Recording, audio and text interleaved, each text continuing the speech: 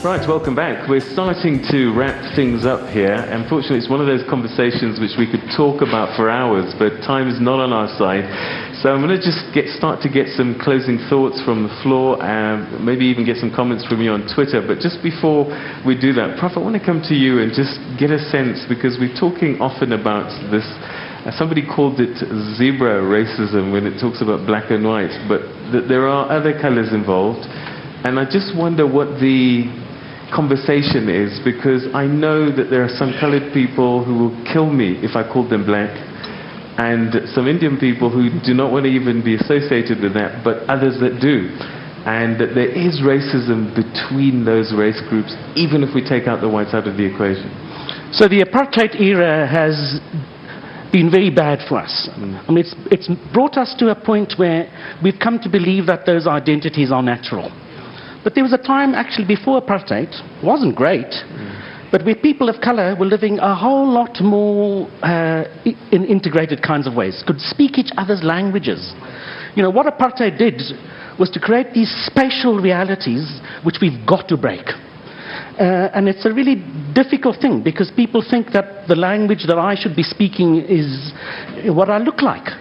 You know, I must have a sense of duty that I should be able to speak isiXhosa as well as anybody else, and feel it as an obligation. My parents should feel it as an obligation.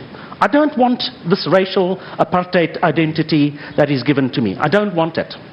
All right, that's a conversation, again, I think we should have. But the institutions, are they able to deal with this? Because I remember you wrote an article, Ken Sinclair, University of the CPUT, said worse things than Penny Sparrow, actually. Yeah. And yet there was more drama here now than there was in 2012. Well, yes, as you say, this young man was actually inciting violence. I mean, Penny Sparrow, is she, was just insulting us, simply. But this man, young boy of about 18 years old or 19 years old, was really inciting violence. He was calling on the Ku Klux Klan to, you know, finish us off and those kind of things. And, you know, I went through all the institutions that are in the country to try and bring this boy to book. I went to the Human Rights Commission, I went to the Equality Court, I went to the SETS. They did nothing. In fact, I had to go to the public protector to force them to do something about this boy. And nothing really happened. I mean, 2 years or 3 years later, he emerged in another court in Western Cape.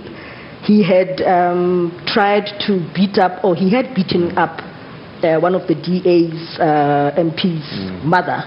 And lucky her, they ended up in court. I had tried for 3 years or so to try and bring him to book. Nothing happened.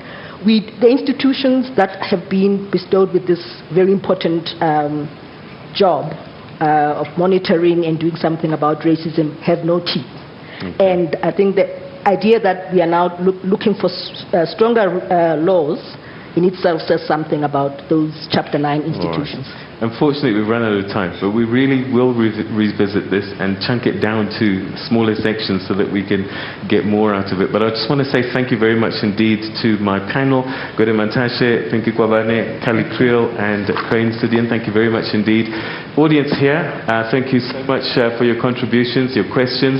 And to you at home, thank you so much for being part of this. Please continue this conversation at SABC News Online, at Morning Live SABC, hashtag TNA BizBrief. Let's carry on talking honestly and without fear, otherwise we're never going to move forward. Thank you so much for joining us. Have a great day, everybody.